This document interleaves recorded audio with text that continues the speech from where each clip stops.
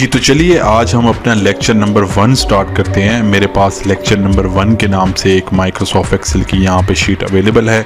मैं इसको double click करके ओपन कर देता हूँ और मेरे पास एक्सेल की एक शीट यहाँ पे जो है वो ओपन हो जाएगी।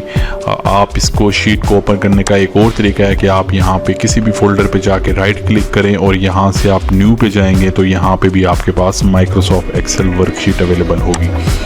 मैं अपनी शीट को ओपन करता हूँ और हम क्विकली जो है वो इसके इंटरफेस के बारे में डिस्कस करते हैं। यहाँ पे आप जो है वो डिफरेंट टैब्स देख सकते हैं, जैसे ये होम का टैब है, इंसर्ट का टैब है, पेज लेआउट, इन सब को जो है वो हम टैब बोलते हैं। उसके बाद जो ये नीचे वाला टैब के नीचे जो एरिया है जो आप देख सकते हैं, ये वाला जो पूरा एरिया है इसको हम जो है वो रिबन बोलते हैं। लाइक अगर मैंने इंसर्ट का टैब ओपन किया तो उसके नीचे इसका रिबन ओपन हो जाएगा और फिर हर टैब के नीचे कुछ ग्रुप्स होते हैं। आप यहाँ पे देख सकते हैं कि मैंने जैसे ही होम का टैब क्लिक किया तो यहाँ पे मेरे पास क्लिप बोर्ड का एक छोटा सा ग्रुप है और हर ग्रुप दूसरे ग्रुप से जो है वो एक छोटी सी लाइन उसको जो है वो अलग कर रही है दूसरे ग्रुप से। जैसे एक ग्रुप जो है वो क्लिप बोर्ड का है, दूसरा ग्रुप जो है वो फॉन्ट का है, तीसरा ग्रुप जो है वो अलाइनमेंट का है। और आप देख रहे हैं यहाँ पे एक बारीक सी जो है वो एक लाइन है जो कि एक ग्रुप को दूसरे ग्रुप से अलग कर रही है। यानी कि ये जो होम के नीचे, होम टैब के नीचे ये जो मेरे पास एक ग्रुप है जिसके अंदर कट, कॉपी, फॉर्मेट, पेंटर के ऑप्शन जो है वो मौजूद है। उसके बाद मेरे पास यहाँ पे दूसरा ग्रुप है जिसके अंदर ये बोल्ड, इटैलिक और अंडरलाइन का ऑप्शन मौजूद है और ये बेसिकली ग्रुप फॉन्ट का है। इसी तरह से alignment, number, style, sales, editing, ये सब जो है वो डिफरेंट ग्रुप्स हैं। आप जैसे ही कोई टैब ओपन करेंगे नीचे आपके पास ग्रुप्स ओपन होंगे और फिर ग्रुप्स के आगे अंदर फर्दर उसके जो है वो फंक्शन अवेलेबल हैं। अच्छा, अब मैं अगर अपने फाइल पे क्लिक करता हूँ तो यहाँ पे आप देख रहे हैं मेरे पास बहुत ज़्यादा ऑप्शन ओपन हो चुके हैं। यहाँ पे मेरे पास न्यू का ऑप्शन जो है वो आ रहा है। अगर आपने नई फाइल बनानी है तो आप न्यू पे जाएंगे। ओपन का मतलब कि अगर आप ऑलरेडी अगर एक्सेल की कोई फाइल कहीं पे भी जो आपकी लोकेशन पे मौजूद है अगर आप ओपन करना चाह रहे हैं तो आप यहाँ से करेंगे। इन्फो में आपके पास फाइल के बारे में इंफॉर्मेशन होगी कि इसका कौन सा जो है वो आप वर्जन यूज़ कर रहे हैं, उसके अलावा इसकी फ़ाइल को जो है वो क्रिएट किसने किया है, वगैरह वगैरह। सेव जो है आप करेंगे तो आपकी फ़ाइल जो है वो यहाँ पे सेव हो जाएगी। सेव एज़ का मतलब आप लोग बेहतर जानते हैं कि आप अगर फ़ाइल की एक और कॉपी बनाना चाहते हैं तो आप लोग जो है वो सेव एज़ करेंगे। प्रिंट में आपके पास उस फाइल को प्रिंट करने के नंबर ऑफ़ ऑप्शन होते हैं जो कि हम लेटर ऑन डिस्कस करेंगे। शेयर में आप होता है कि आप फाइल को ईमेल के थ्रू अगर किसी को शेयर करना चाह रहे हैं या आप क्लाउड पे उसको सेव करना चाह रहे हैं तो आप कैसे करेंगे। एक्सपोर्ट में आपके पास ऑप्शन होता है कि अगर आपने उसको PDF की कॉपी बनानी है या फिर आपने फाइल की जो है वो टाइप चेंज करनी है तो फिर आप उसको जो है वो एक्सपोर्ट का ऑप्शन यूज़ करेंगे।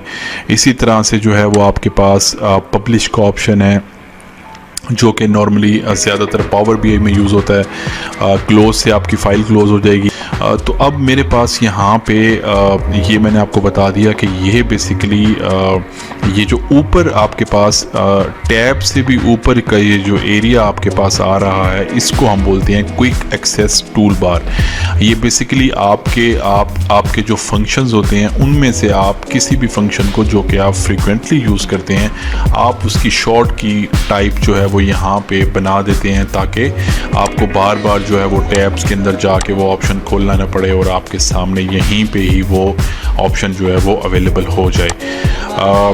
ये जो आपके पास पूरी विंडो आपको दिख रही है जिसमें ये ABCD ये तमाम जो है वो आपके कॉलम हैं और ये तमाम जो है वो आपकी रोज़ हैं। जो रो नंबर 1, 2, 3, 4 ये आपकी रोज़ हैं और ABCD जो है वो आपके कॉलम्स हैं। ये जो मैंने फ़ाइल ओपन की हुई है इस फाइल को हम वर्कबुक कहते हैं और इसके बाद फर्दर जो है इसके अंदर वर्कशीट अवेलेबल है। आप यहाँ पे देख सकते हैं इस वक्त मेरे पास शीट नंबर 1 जो है वो ओपन है। अगर मैं साथ जो है वो नेक्स्ट शीट या प्लस के साइन पे अगर क्लिक करता हूँ तो मेरे पास शीट नंबर 2 ओपन हो जाएगी और फिर दोबारा करता हूँ तो sheet number 3 and so on. उसके बाद आपके पास यहाँ पे ये जो जूम इन और जूम आउट आप शीट को कर सकते हैं। अगर आपने विजिबिलिटी जो है वो बेहतर करनी है, लाइक अगर मैं यहाँ पे व्यू में जाता हूँ और यहाँ पे मैं जूम पे जाऊँ और यहाँ पे मैं 200% सिलेक्ट कर लूँ, तो आप देखेंगे कि मेरे सेल का जो साइज़ है वो बड़ा हो जाएगा। अच्छा, अब सेल क्या होता है? सेल बेसिकली ये होता है कि वो पॉइंट जहाँ पे आपका कॉलम और आपका जो रो है वो इंटरसेक्ट करता है। लाइक यहाँ पे आपका जो कॉलम है वो ए है, रो है आपकी 1, तो A1 जो है वो आपका सेल इस वक्त जो है वो हाईलाइटेड है। जो सेल भी मैं हाईलाइट करूँगा या जिस पे भी मेरी कर्सर जाएगी वो उस सेल का नाम यहाँ पे मौजूद आ जाएगा। आप यहाँ पे देख सकते हैं, यहाँ पे A1 जो है वो इस वक्त आ चुका है। अच्छा, अब अगर मैं यहाँ पे क्लिक करता हूँ तो आप देखेंगे सेल नंबर C4 हो चुका है। C बेसिकली मेरा कॉलम है और 4 जो है वो मेरी बेसिकली रो है।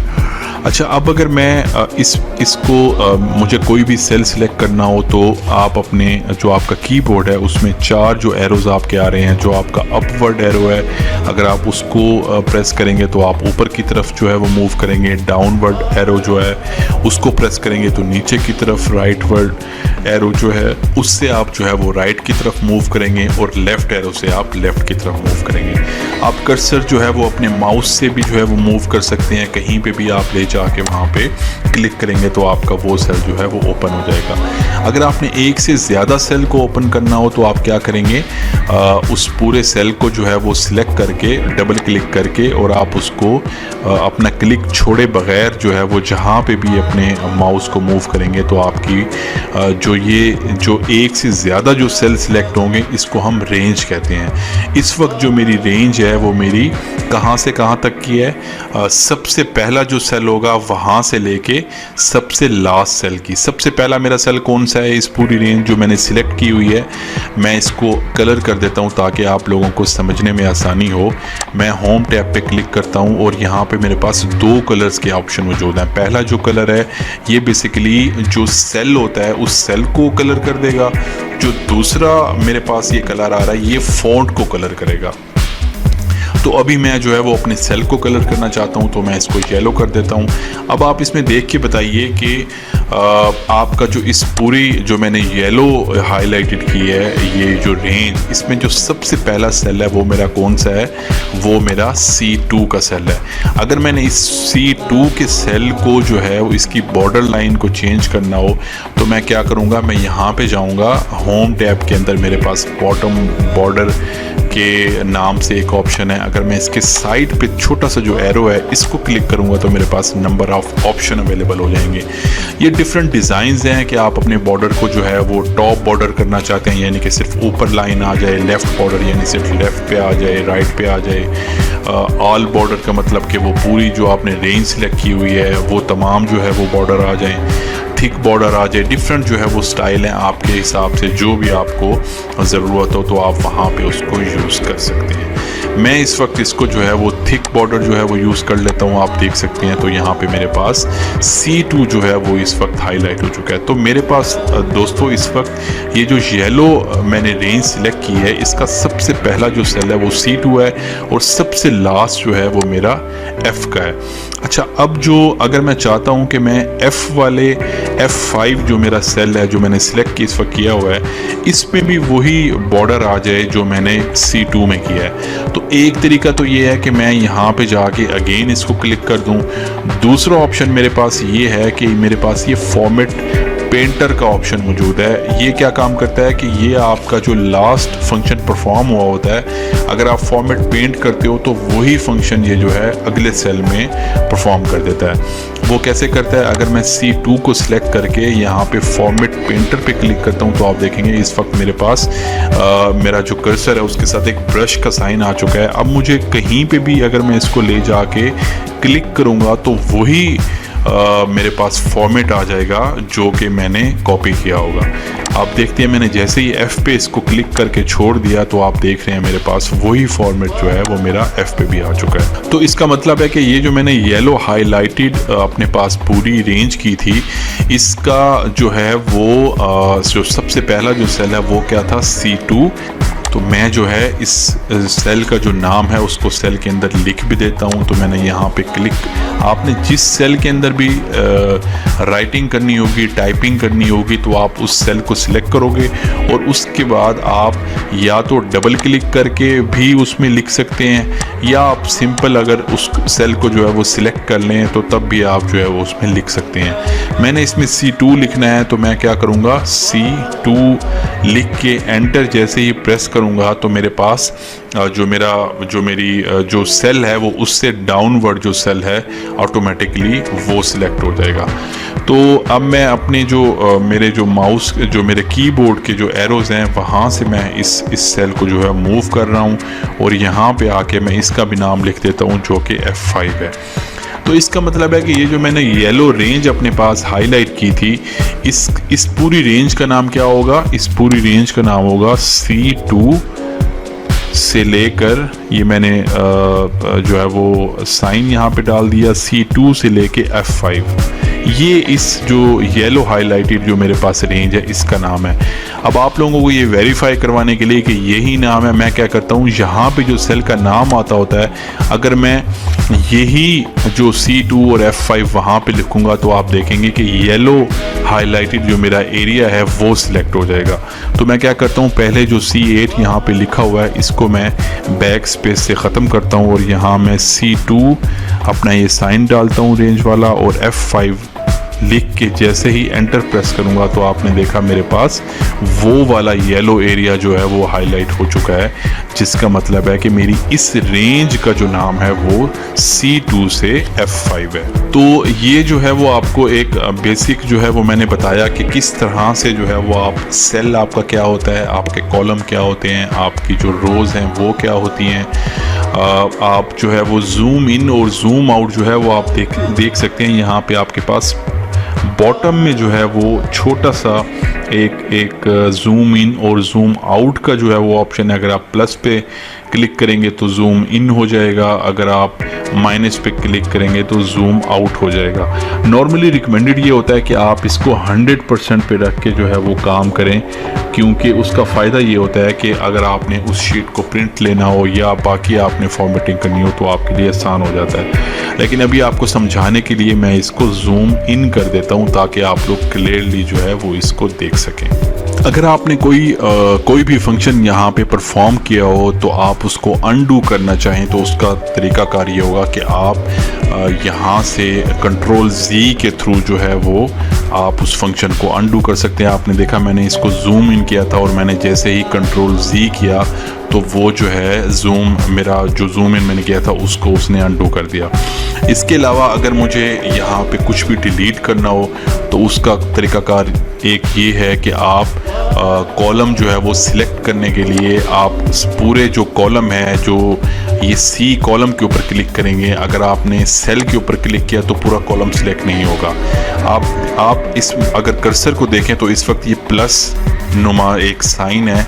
अगर मैं इसको जैसे ही B के ऊपर ले जाऊंगा तो आप देखेंगे ये डाउनवर्ड एरो का एक जो है ना वो साइन यहाँ पे बन जाएगा।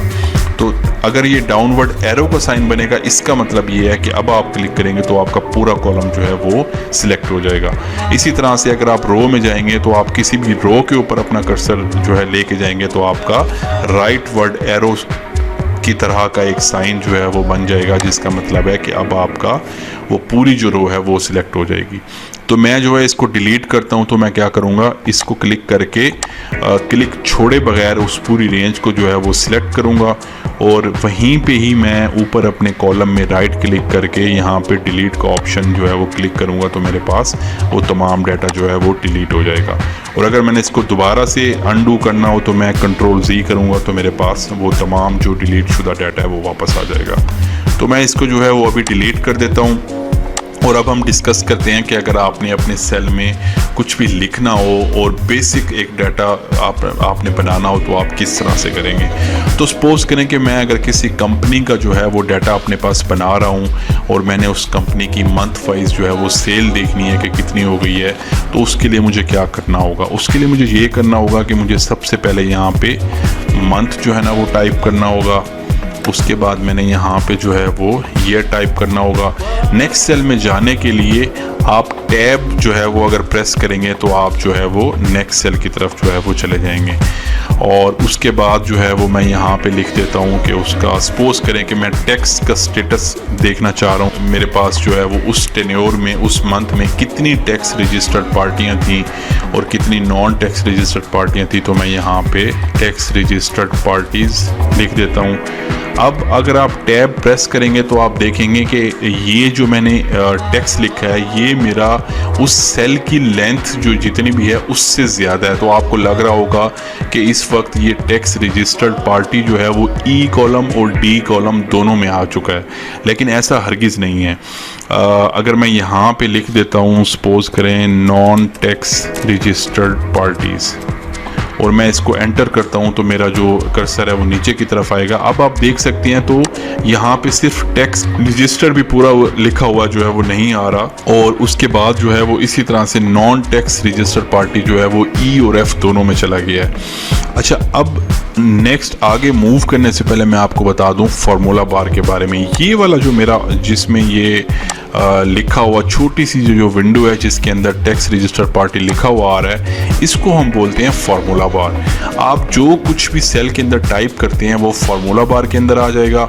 अगर मैं फार्मूला बार के अंदर टाइप करूंगा तो वो मेरा उस सेल में आ जाएगा जो मेरा सेल सिलेक्ट होगा। जैसे अगर मैं आपको बताऊं तो मैं यहाँ पे मैंने ये वाला सेल अपना सिलेक्ट किया D2 और मैं इसको डिलीट कर देता हूँ। अब मेरा जो सिलेक्शन हुई है वो मेरी D2 पे है, तो मेरी सिलेक्शन मैं यहीं पे रहने देता हूँ और फार्मूला बार में जाके मैं यहाँ पे लिख देता हूँ टैक्स रजिस्टर्ड पार्टीज़। आप देख रहे हैं कि जैसे मैं फार्मूला बार में लिखता जा रहा हूँ तो मेरे पास नीचे D2 में वही कुछ लिखा हुआ जो है वो आ रहा है। मैं यहाँ से एंटर करूँगा तो आप देख सकते हैं यहाँ पे मेरे पास वही कुछ लिखा आ चुका है।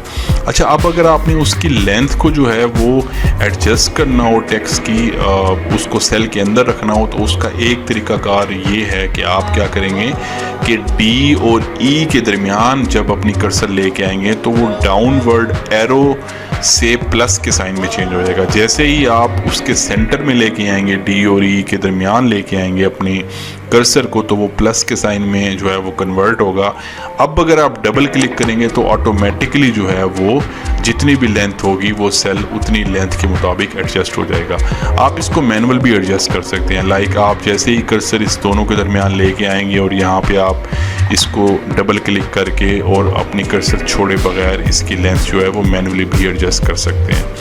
अगर आप चाहते हैं आपके बहुत सारे जो है वो सेल हैं जिनकी लेंथ जो है वो एडजस्ट होने वाली है, तो आप टॉप लेफ्ट पे आप यहाँ पे देख सकते हैं कि छोटा सा एक जो है वो मेटेलिक डाउनवर्ड एरो सा बना हुआ है। अगर आप इसको जो है वो इस पे क्लिक करेंगे तो आपकी पूरी शीट जो है वो सिलेक्ट हो जाएगी, या फिर आप जो है वो कंट्रोल A अगर जो है वो प्रेस करेंगे तो भी आपकी जो पूरी शीट है वो सिलेक्ट हो जाएगी। जब आपकी पूरी शीट सिलेक्ट हो जाए तो आप कहीं पे भी जाके किसी भी दो कॉलम में जाके अगर डबल क्लिक करेंगे तो आपकी जितनी भी लेंथ है वो माइक्रोसॉफ्ट एक्सेल ऑटोमेटिकली उसको एडजस्ट कर देगा। अच्छा, आप ये भी नहीं करना चाह रहे, मैं इसको कंट्रोल Z करता हूँ और मैं ये चाहता हूँ कि मेरी जो सेल E की जो लेंथ है वो मेरी इससे ज़्यादा जो है वो ना बढ़े, क्योंकि अगर मैं इसको डबल क्लिक करता हूं तो आप देख सकते हैं कि अब मेरी ई सेल की जो लेंथ है वो बाकियों से थोड़ी सी ज़्यादा जो है वो बढ़ चुकी है। तो मैं इसको कंट्रोल Z करता हूं तो मैं इसका दूसरा ऑप्शन मेरे पास क्या है कि मेरे पास यहाँ पे रैप टेक्स्ट का ऑप्शन है। जैसे ही मैं रैप टेक्स्ट पे क्लिक करूँगा तो आपने देखा कि उतनी ही जो मेरी सेल की जितनी लेंथ है उसके अकॉर्डिंगली वो टेक्स्ट जो है वो एडजस्ट हो चुका है। तो राइट साइड पे जाने की बजाय वो टेक्स्ट जो है वो नीचे की तरफ आ चुका है। अब मैं इसको अपने मैनुअली जो है थोड़ा सा एडजस्ट कर लेता हूँ। अगर मैं यहाँ पे इसको डबल क्लिक करके थोड़ा सा आगे ले जाऊँ तो आप देख सकते हैं कि अब मेरे पास जो है ना वो पार्टीज़ जो है वो नीचे की तरफ आ चुकी हैं। अब मैंने इसकी जो ऊपर वाली जो लेंथ है इसको एडजस्ट करना है, तो मैं क्या करूँगा, सेम मैं वही फंक्शन परफॉर्म करूँगा। मैं रो नंबर 2 और 3 के दरमियान जाके अगर डबल क्लिक करूँगा तो आप देखेंगे मेरे पास ये एडजस्टमेंट जो है ये भी हो चुकी है। अब यहाँ पे मैं चाहता हूँ कि ये जो मेरा टेक्स्ट है ये मेरा जो है वो सेंटर में आ जाए और ज़रा दिखने में फॉर्मेटिंग इसकी बेहतर हो, तो मैं क्या करूँगा, इस पूरे को सिलेक्ट करूँगा, जितने भी ये मेरे चार रोज़ हैं इनको मैंने सबको सिलेक्ट करके, अगर आप यहाँ पे जाएंगे तो मेरे पास सेंटर का, सेंटर योर कंटेंट के नाम से ऑप्शन है। अगर मैं इसको क्लिक करूँगा तो सेंटर में मेरा सारा कंटेंट आ जाएगा, और अगर मैं इससे ऊपर जाके मिडल अलाइन करूँगा तो मेरे पास सेंटर और मिडल में ये सारा टेक्स्ट जो है वो आ जाएगा। उसके बाद मैं क्या करता हूँ कि मैं इसको दोबारा से जो है वो सब चारों रो को सिलेक्ट कर लेता हूँ, और यहाँ बॉर्डर पे जाके मैं यहाँ पे ऑल बॉर्डर जो है वाला ऑप्शन इसको क्लिक करूँगा, तो आप देख सकते हैं कि इस वक्त मेरे पास सबके दरमियान ये जो है बॉर्डर आ चुका है। अच्छा, अब जो है वो हम नेक्स्ट चलते हैं। यहाँ पे अगर मैंने यहाँ पे कोई भी मैं मंथ जो है टाइप करता हूँ, मैंने यहाँ पे JAN टाइप किया और यहाँ पे मैंने FEB जो है वो टाइप कर दिया। ईयर के लिए मैं यहाँ पे 2013 लगा देता हूँ, यहाँ पे 2014 लगा देता हूँ, और टैक्स रजिस्टर्ड पार्टी यहाँ पे 2 लिख देता हूँ, यहाँ पे 3 लिख देता हूँ, नॉन टैक्स रजिस्टर्ड 1 लिख देता हूँ और 2 लिख देता हूँ। ये बेसिकली मैं रैंडम जो है वो फिगर यहाँ पे लिख रहा हूँ। उसके बाद हम डिस्कस करते हैं कि ये चूँकि मेरी हेडिंग है month, year, tax registered parties और नॉन टैक्स रजिस्टर्ड पार्टी, तो मैं इसको जो है वो बोल्ड भी कर सकता हूँ। तो एक तरीकाकार तो ये है कि मैं अगर सिर्फ इन चारों को सिलेक्ट कर लेता हूँ और उसके बाद मैं यहाँ पे अपने होम टैब के नीचे बोल्ड को क्लिक करूँगा तो ये चारों जो है वो बोल्ड हो जाएंगी। उसके बाद मैं यहाँ पे जो है वो सेल्स ऐड कर देता हूँ, और यहाँ पे मैं अमाउंट कोई सी भी यहाँ पे लिख देता हूँ 5000 की और यहाँ पे 2000 की। उसके बाद अगर आप लोग ये चाहते हैं कि आप लोग यहाँ पे करेंसी का साइन ऐड कर दें, डॉलर का साइन ऐड कर दें, या फिर आप लोग कोमा ऐड कर दें, तो आप लोग जो है ना वो बआसानी कर सकते हैं। वो ऐसे कर सकते हैं कि आप लोग इसको सिलेक्ट कर लें, इस 2 सेल को सिलेक्ट कर लें, या फिर अगर आपको ये लगता है कि इस पूरे सेल में सिर्फ सेल की ही फिगर आएगी तो फिर आप पूरे कॉलम को जो है ना वो सिलेक्ट करके, अगर आप नंबर के ग्रुप में जाएंगे तो यहाँ आपके पास कोमा जो है वो स्टाइल आ रहा है। अगर आप इसको क्लिक करेंगे तो आपके पास यहाँ पे जितनी भी फिगर्स आएंगी इस पूरे कॉलम में सबके साथ ऑटोमेटिकली जो है वो कोमा ऐड हो जाएगा। उसके बाद अगर आप लोग ये चाहते हैं कि आप लोगों के पास कोई ऐसा डाटा हो जो कि परसेंटेज का हो, और आप लोग जैसे ही वहाँ पे वैल्यू डालें परसेंटेज की, तो वो परसेंटेज के साइन के साथ जो है वो वहाँ पे आपके सामने डिस्प्ले हो जाए, तो आप लोग क्या करोगे, लाइक यहाँ पे अगर मैं डाल देता हूँ परसेंटेज वैल्यू, मैं एक और यहाँ पे जो है ऐड कर देता हूँ कॉलम, और यहाँ पे अगर मैं 10 डालूंगा तो यहाँ पे परसेंटेज शो नहीं होगी। तो अगेन आपको को क्या करना होगा कि आप लोग सबसे पहले तो ये पूरा कॉलम जो है वो सिलेक्ट करें, और इस कोमा के साथ ही परसेंटेज का ऑप्शन है। जैसे ही मैं परसेंटेज यहाँ पे सिलेक्ट कर लूँगा, अब अगर यहाँ पे मैं 10 वैल्यू डालूंगा तो आपके पास 10% आएगा, 12 डालूंगा तो 12, जो भी आप वैल्यू डालेंगे तो वो परसेंटेज में आपके पास शो हो जाएगा।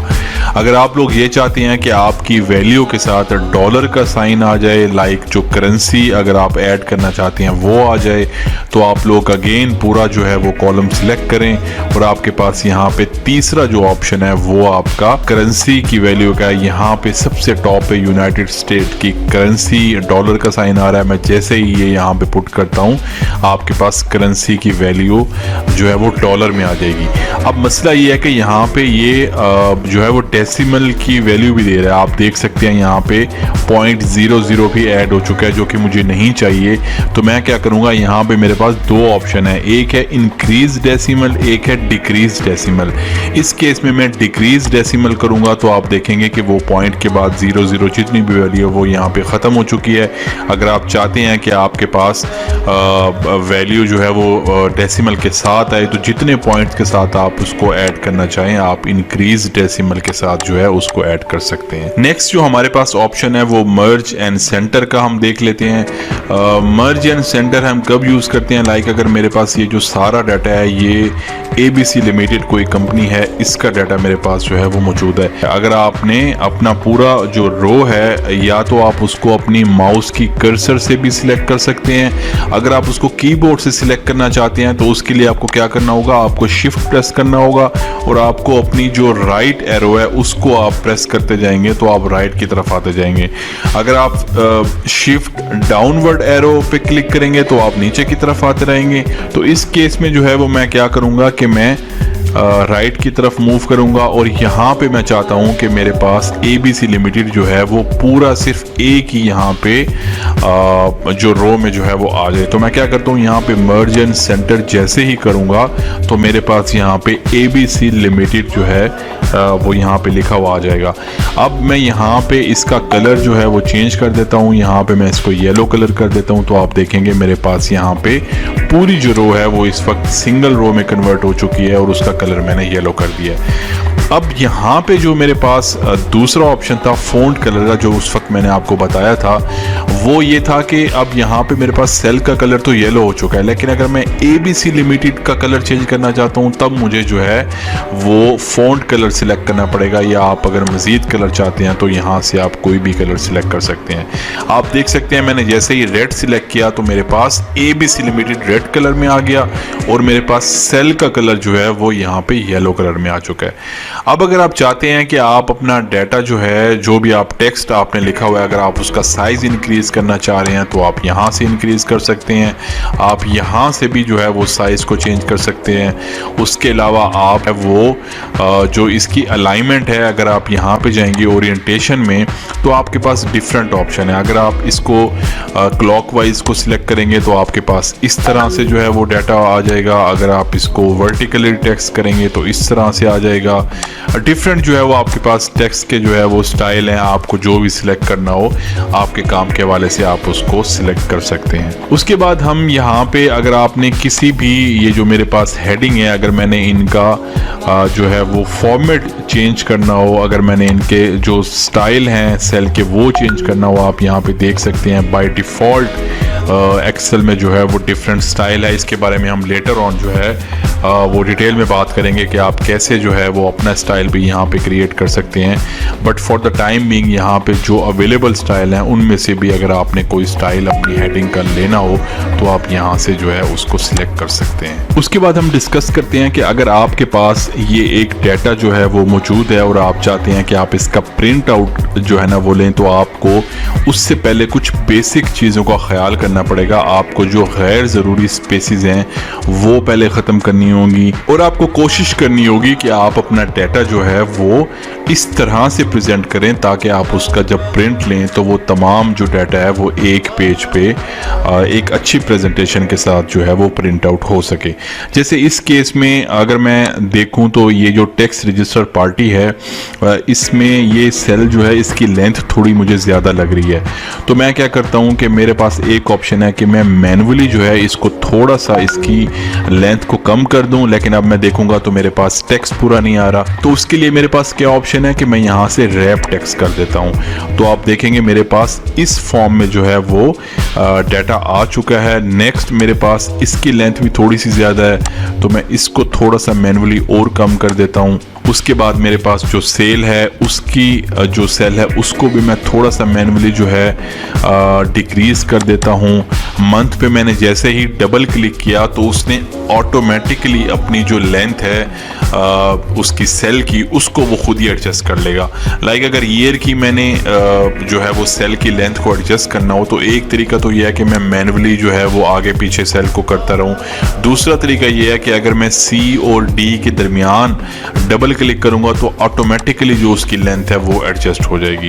उसके बाद जो है वो मैं डाटा की अलाइनमेंट जो है वो थोड़ी सी सेंटर में कर देता हूँ ताकि ये और भी जो है वो बेहतर प्रेजेंटेशन में आ जाए। उसके बाद मैं अब इसका प्रिंट लेने के लिए मेरे पास एक ऑप्शन ये है कि मैं कंट्रोल P का जो मेरे पास शॉर्ट की है अगर मैं उसको प्रेस करूंगा तो भी मैं यहाँ पे प्रिंट वाले ऑप्शन पे आ जाऊंगा। और दूसरा मेरे पास ऑप्शन ये है कि बिल्कुल स्टार्ट में मैंने आपको बताया था कि आप यहाँ पे जब क्लिक करेंगे फाइल पे तो यहाँ से भी आपके पास प्रिंट का ऑप्शन मौजूद है। अब मेरे पास इस तरह की फॉर्म में जो है ना वो डाटा जो है वो आ चुका है, लेकिन अगर आप देख सकें तो ये कुछ ज़्यादा प्रेजेंटेबल मेरे पास नहीं लग रहा। तो मेरे पास क्या ऑप्शन है कि एक ऑप्शन ये है कि मैं यहाँ से पेज सेटअप में जाके इसको इस वक्त पोर्ट्रेट से लैंडस्केप पे कर दूं। जब मैं इसको लैंडस्केप पे करूँगा और इसको ओके करूँगा तो मेरे पास इस तरह से जो है वो यहाँ पे डाटा जो है वो आ जाएगा, और यहाँ से मैं इसकी जो साइज़ है इसको भी एडजस्ट कर देता हूँ और इसको बढ़ा के 140 पे कर देता हूँ। तो आप देखेंगे मेरे पास इस तरह का जो है वो डाटा मौजूद हो जाएगा। तो यहाँ से आप जो है आपके पास प्रिंटर, यहाँ से जो प्रिंटर का ऑप्शन है यहाँ पे आप लोग जो है जो भी आपका अवेलेबल प्रिंटर होगा उसको सेट कर लेंगे। यहाँ पे आपके पास ऑप्शन आ रहे हैं। सबसे पहला ऑप्शन है प्रिंट एक्टिव शीट, जिसका मतलब है कि इस वक्त जो भी एक्टिव शीट है उसका प्रिंट आउट लेना है। प्रिंट इंटायर वर्कबुक, यानी कि एक वर्कबुक के अंदर जैसे मैंने आपको बताया एक से ज़्यादा वर्कशीट भी हो सकती हैं। तो अगर आपके पास 2 या 2 से ज़्यादा वर्कशीट हैं तो वो तमाम शीट का जो है ना वो प्रिंट ले लेगा। प्रिंट सिलेक्शन का मतलब यह है कि आपने जो एरिया सिलेक्ट किया होगा, लाइक अगर मैं इसको स्केप करता हूं तो मैं वापस अपनी उसी डाटा पे आ जाऊंगा। अब मैं अगर सिर्फ इन 2 जो है वो सेल्स को अगर सिलेक्ट करता हूं और अगेन मैं कंट्रोल P करता हूं और यहां से मैं जाके जो मेरा तीसरा ऑप्शन है प्रिंट सिलेक्शन पे क्लिक करता हूं तो आप देखेंगे सिर्फ उन्हीं 2 का यहाँ पे प्रिंट आ जाएगा जो कि मैंने सिलेक्ट की होंगी। लेकिन मैं यहाँ से एक्टिव शीट पे क्लिक कर देता हूँ।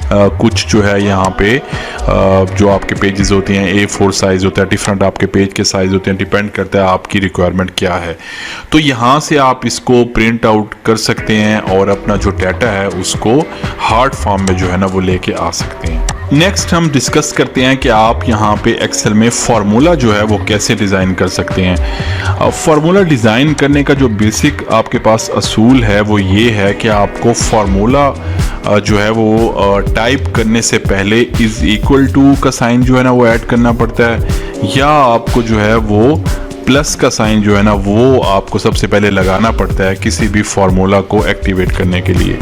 लाइक अगर मैं चाहता हूं कि मैं इन 2 जो मेरी सेल की वैल्यू है इनको मैं ऐड कर दूं तो उसका मेरे पास क्या फार्मूला होगा। सबसे पहले मैं इज इक्वल टू का साइन यहाँ पे प्रेस करूंगा, उसके बाद मैं उस सेल को सिलेक्ट करूंगा जिसकी वैल्यू मैं ऐड करना चाह रहा हूं। तो मैं इस सेल की वैल्यू सिलेक्ट करना चाह रहा हूं, उसके बाद मैं इसको ऐड करना चाह रहा हूं तो मैं प्लस का साइन लगाऊंगा। किस में ऐड करना चाह रहा हूं, इस सेल में ऐड करना चाह रहा हूं, इसको प्रेस करूंगा और एंटर का बटन जैसे ही मैं प्रेस करूंगा तो मेरे पास यहाँ पे एडिशन हो जाएगा।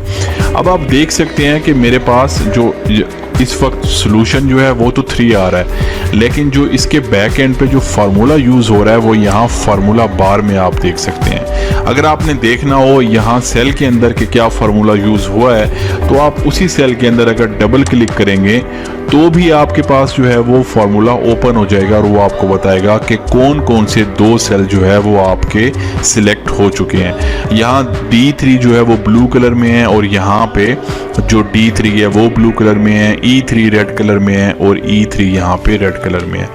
उसके बाद अगर आप चाहते हैं कि यही फार्मूला आप बाकी जगहों पे भी इम्प्लीमेंट कर लें, यानी कि जो आप चाह रहे हैं कि 3 और 2 को भी वो ऐड कर दे, तो आपको दोबारा फार्मूला लगाने की ज़रूरत नहीं है, बल्कि एक तरीका ये है कि आप इस फार्मूला को कॉपी करें। मैं इसको कंट्रोल C करता हूँ और मैं इसको अपनी डाउनवर्ड एरो से नीचे की तरफ आता हूँ और यहाँ पे मैं वही फार्मूला जो है वो पेस्ट कर देता हूँ, यानी कंट्रोल V का अगर मैं शॉर्ट की यूज़ करूँ तो आप देखेंगे मेरे पास वही फार्मूला नीचे जो है वो ड्रैग होके उसने 3 और 2 को भी ऐड कर दिया है। दूसरा मेरे पास ऑप्शन क्या है कि मैं इसको डिलीट करके, अब अगर आप इस सेल के बॉटम कॉर्नर पे देखें तो छोटा सा एक यहाँ पे डॉट का साइन आ रहा है। जैसे ही मैं बॉटम वाले कॉर्नर पे अपनी कर्सर को लेके जाऊंगा तो वो उसका जो इसकी जो शेप है वो चेंज हो जाएगी। आपने देखा जैसे ही मैं लेके आया तो एक प्लस का साइन जो है ना वो आ गया है। इसका मतलब है यहाँ से आप उस फॉर्मूला को नीचे ड्रैग कर सकते हैं। मैं जैसे ही डबल क्लिक करके इसको नीचे ड्रैग करूंगा तो आप देखेंगे यहाँ पे 5 आ जाएगा। अगर मैं इसको मजीद नीचे की तरफ ड्रैग करता जाऊं तो ये 0 0 मुझे देता जाएगा, क्योंकि यहाँ पे कोई वैल्यू भी नहीं है। अब अगर यहाँ पे मैं कोई भी वैल्यू डाल देता हूँ, लाइक मैं यहाँ 8 लगा के इसको एंटर कर देता हूँ, तो आप देखेंगे यहाँ पे 8 आ जाएगा। अगर मैं यहाँ पे 10 लगा देता हूँ तो वो दोनों को ऐड करके 18 यहाँ पे मुझे शो करा देगा। उसके बाद हम डिस्कस करते हैं कि आपने अगर परसेंटेज लेनी हो तो आप वो कैसे कैलकुलेट करोगे। उसका तरीकाकार ये होगा कि आप इज इक्वल टू अगेन, उसके बाद मैं परसेंटेज लेना चाह रहा हूँ कि सपोज करें कि मैं यहाँ परसेंटेज लेना चाह रहा हूँ this one, divide by divide के लिए मैं ये वाला साइन यूज करूँगा, दिस वन।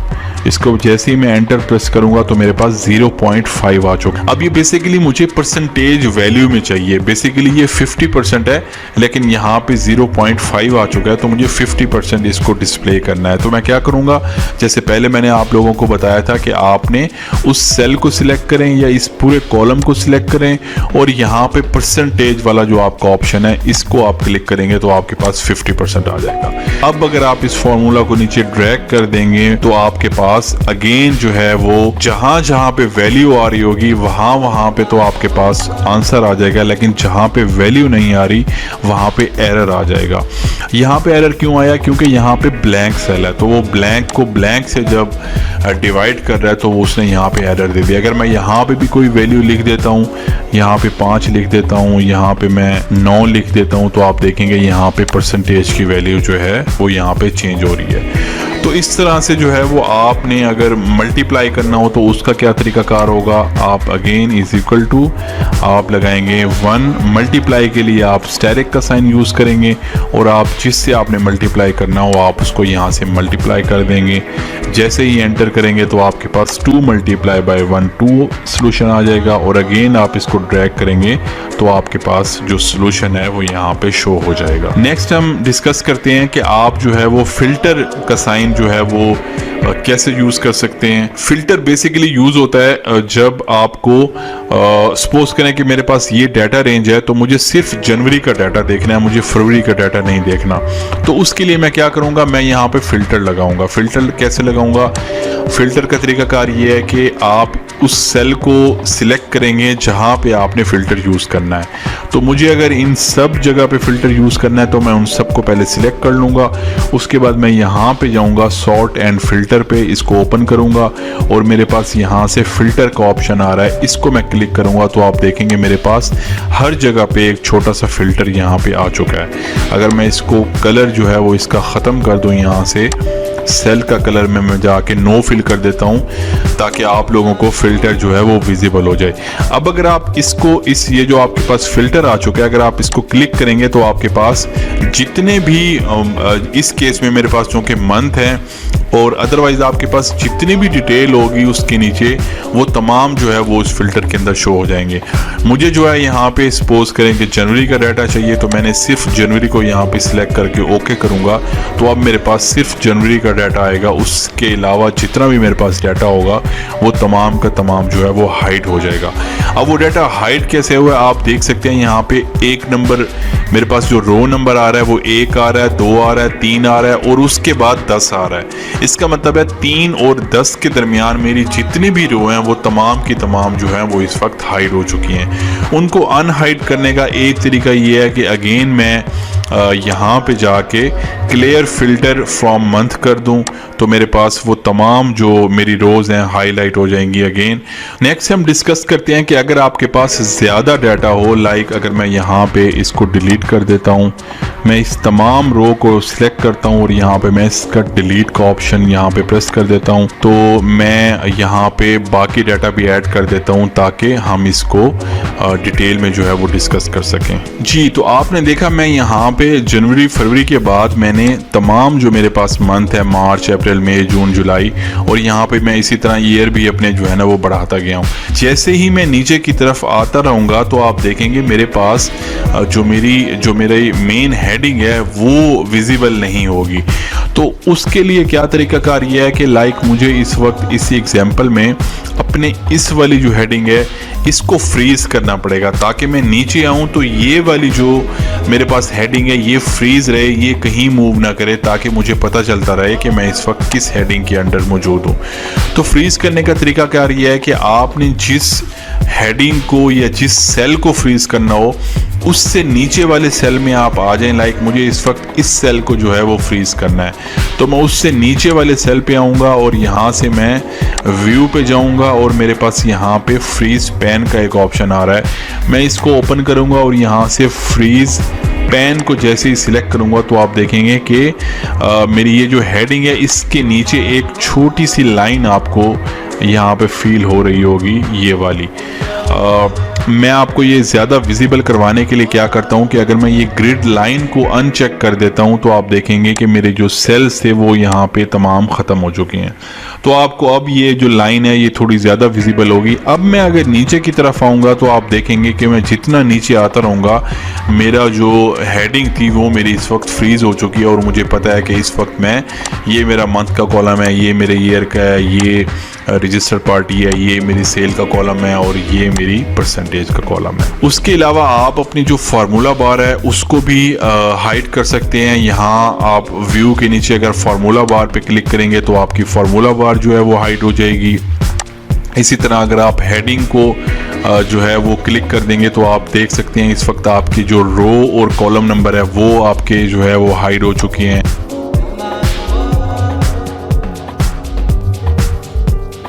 हम डिस्कस करते हैं माइक्रोसॉफ्ट एक्सेल के टेम्पलेट्स के बारे में। मैं आपको बताता हूं कि टेम्पलेट्स होते क्या हैं और वो आप जो है वो कब यूज़ कर सकते हैं और वो नॉर्मल वर्कबुक से कैसे मुख्तलिफ होते हैं।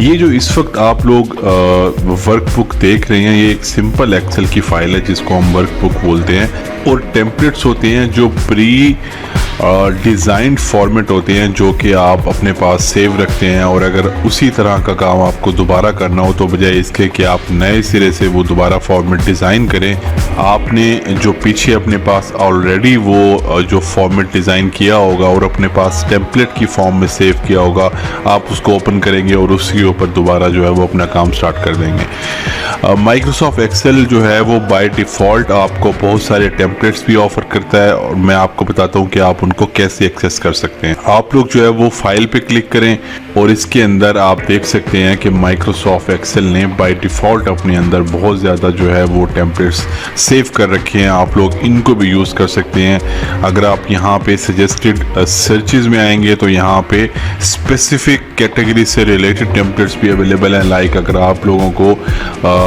चार्ट्स से रिलेटेड कोई टेम्पलेट चाहिए तो चार्ट पे क्लिक करेंगे तो फिर चार्ट से रिलेटेड जितने टेम्पलेट्स हैं वो यहाँ पे आपके सामने आ जाएंगे। मैं अगर इनमें से कोई टेम्पलेट जो है वो अगर यूज़ करना चाहता हूँ तो मैं सिंपल क्या करूँगा कि मैं उस पर डबल क्लिक करता हूँ उस टेम्पलेट के ऊपर। ये बेसिकली एक वीकली कोर शेड्यूल है और इसमें आप जो है वो कुछ चेंजेस कर सकते हैं। लाइक अगर आपने यहाँ पे जो अपने टास्क हैं वो आपके टास्क डिफरेंट होंगे, आप यहाँ पे उन टास्क की जो डिटेल है वो यहाँ पे मेंशन कर सकते हैं। उसके अलावा यहाँ पे डेट जो है वो करंट डेट ही आ रही है, करंट डेट का फॉर्मूला यहाँ पे लगा है, तो आप जिस दिन भी ये डेट ओपन करेंगे तो उस दिन की जो है वो करंट डेट आपको यहाँ पे मिल जाएगी। इसी तरह से मैं दोबारा जो है वो फाइल ओपन करता हूँ। ये एक मेरे पास ऑलरेडी कुछ टेम्पलेट्स यहाँ पे आ रहे हैं जो कि मैंने पहले से यूज़ किए होंगे, तो वहाँ पे इस वजह से मेरे पास रिसेंट डॉक्यूमेंट की सूरत में वो टेम्पलेट्स यहाँ पे मौजूद हैं। मैं दोबारा मोर टेम्पलेट्स में जाता हूँ और अब की बार मैं जो है वो मंथली एक्सपेंसेस का एक जो है वो टेम्पलेट ओपन कर देता हूँ। अच्छा, अब मैं यहाँ पे आप लोगों को बताता चलूँ कि अगर इस कोर्स के बाद आप ऑनलाइन अर्न करना चाह रहे हैं तो आप जो है वो टेम्पलेट का एक गिग भी क्रिएट कर सकते हैं, क्योंकि इसकी बहुत ज़्यादा डिमांड है। लोग जो है वो अपनी इनवॉइसेस के, एक्सपेंसेस ट्रैक करने के, इनकम ट्रैक करने के जो है वो टेम्पलेट्स बनवाते हैं, और अगर आप लोग जो है वो इसमें माहिर हैं और आप लोग एक बड़ी क्लीन और प्रोफेशनल लुकिंग टेम्पलेट बना सकते हैं तो आप इसको बड़ा अच्छा जो है वो ऑनलाइन इसके इसके थ्रू अर्न कर सकते हैं। ये बेसिकली टेम्पलेट जो है ये आपकी जो मंथली आपकी जो इनकम है, आपके एक्सपेंसेस हैं, उनको जो है वो ट्रैक करने के लिए बनाया गया। आप यहाँ पे देख सकते हैं, यहाँ पे आपकी जो अमाउंट लेफ्ट है वो आ रही है, यहाँ पे आपकी जो एक्सपेंसेस है वो आ रहे हैं। उसके बाद यहाँ पे ग्राफिकल रिप्रेजेंटेशन आ रही है मंथली इनकम की, मंथली एक्सपेंसेस की, सेमेस्टर के एक्सपेंसेस की। आप इसमें जो है वो चेंजेस जैसे ही करेंगे आपका जो है जो ग्राफ है वो भी चेंज हो जाएगा। लाइक अगर यहाँ पे आप देख रहे हैं कि सेल फ़ोन मेरे पास 75 आ रहा है, अगर मैं इसको यहाँ पे 100 कर देता हूँ तो आपने ये जो इसी से ऊपर ये ग्राफ में ये सेल फ़ोन आ रहा है, आप देखेंगे कि ये भी 100 हो चुका है। ये बेसिकली इंटरकनेक्टेड चार्ट्स हैं जो कि डाटा से रिलेटेड हैं, और आगे जाके हम डिटेल में डिस्कस करेंगे कि आप कैसे जो है वो इस तरह के चार्ट्स बना सकते हैं और अपने डाटा को ग्राफिकल रिप्रेजेंटेशन दे सकते हैं। उसके बाद हम डिस्कस करते हैं कि अगर आप अपना जो है वो कोई टेम्पलेट बनाना चाहते हैं तो आप वो कैसे बना सकते हैं। हम इस तरह से करते हैं कि जो हमने ऑलरेडी हमारी वर्किंग शीट थी ये लेक्चर नंबर 1 की, सपोज करें कि मैं इसी शीट को ही टेम्पलेट की फॉर्म में सेव करना चाहता हूँ, और मैं चाहता हूँ कि मैं नेक्स्ट टाइम जब भी मुझे नेक्स्ट मंथ में जब भी मुझे काम करना होगा तो बजाय इसके कि मैं नए सिरे से अपनी शीट बनाऊँ, मैं इसी को ही ओपन करके इसी पे ही काम करना चाहता हूँ। तो मैं क्या करूँगा, मैं फाइल पे क्लिक करूँगा, यहाँ पे मैं इसको सेव एज करूँगा। उसके बाद मैं अपनी लोकेशन जो है ना वो डिफाइन करता हूँ कि मैं इस फाइल को कहाँ पे सेव करना चाहता हूँ, और सेव एज टाइप में जाके आप देख सकते हैं यहाँ पे मेरे पास एक्सेल टेम्पलेट का एक ऑप्शन यहाँ पे मौजूद है। मैं जैसे ही इस पे क्लिक करूँगा और इसको मैं लेक्चर नंबर 1 का नाम ही दे देता हूँ, और इसके बाद मैं इसको सेव कर देता हूँ। उसके बाद मैं ये कंफर्म करता हूँ कि जो मैंने टेम्पलेट सेव किया था वो मेरे पास कहाँ पे मौजूद है, उसकी लोकेशन कहाँ पे है। तो मैं क्या करता हूँ कि मैं फाइल पे जाता हूँ, उसके बाद मैं यहाँ पे आप देख सकते हैं अच्छा हम यहीं पे डिस्कस कर लेते हैं कि यहाँ पे एक रीसेंट का ऑप्शन आ रहा है, एक पिन का ऑप्शन आ रहा है। रीसेंट का जो ऑप्शन होता है इसका मतलब है कि यहाँ पे वो वाली फाइल्स होंगी जो हमने रिसेंटली ओपन की होंगी। इसके साथ पिन आ रहा है कि अगर कोई फाइल आप फ्रिक्वेंटली यूज़ करते हैं तो आप उसको अगर पिन कर देंगे तो वो ऑलवेज़ यहाँ पे जो है वो मौजूद रहेंगी। अच्छा मैं लोकेशन जो है वो देखता हूँ कि मेरे टेम्पलेट की लोकेशन जो है वो कहाँ पे है, तो उसके लिए मैं यहाँ पे मोर टेम्पलेट पे क्लिक करता हूँ, और यहाँ पे आप देख सकते हैं मेरे पास 2 कैटेगरीज आ रही हैं, एक मेरे ऑफिस की कैटेगरी है, एक मेरे पर्सनल कैटेगरी है। अगर मैं पर्सनल पे ओपन करता हूँ तो आप देख सकते हैं यहाँ पे मेरे पास लेक्चर नंबर 1 का टेम्पलेट मौजूद है। तो चलिए एक दफ़ा हम क्विकली रिकैप कर लेते हैं कि हमने आज के लेक्चर में क्या क्या चीज़ें कवर की हैं। हमने बेसिकली जो हमारे डॉक्यूमेंट्स होते हैं उनको हमने कैसे ओपन करना है, आपके एक्सेल का टैब्स जो है वो क्या होते हैं, रिबन्स क्या होते हैं, ग्रुप्स क्या होते हैं, रोज कॉलम क्या होते हैं, रेंजेस क्या होती हैं, जूम इन आउट आप कैसे करते हैं। उसके अलावा आप रैप टेक्स्ट कैसे कर सकते हैं, आप सेल को मर्ज कैसे कर सकते हैं, उसकी फॉर्मेटिंग लाइक करेंसी में अगर आपने चेंज करना हो या परसेंटेज में चेंज करना हो तो वो आप कैसे करोगे। उसके अलावा अगर आपने उसका प्रिंट लेना हो किसी पेज का तो उसकी थोड़ी सी बेसिक सेटिंग हमने डिस्कस की। उसके अलावा आपके सेल के जो बॉर्डर्स होते हैं, कलर्स होते हैं, फ्री स्पैन्स होते हैं, तो बेसिकली ये बहुत ही बेसिक लेवल पे चीज़ें हैं जो कि आपको एक दफ़ा गो थ्रू और आपको रिफ़्रेश करवाने की ज़रूरत थी। तो इंशाअल्लाह आने वाले लेक्चर्स में हम इससे थोड़ा सा और एडवांस लेवल पे जाके चीज़ें डिस्कस करेंगे। तो आज के लिए इतना ही। Thank you so much.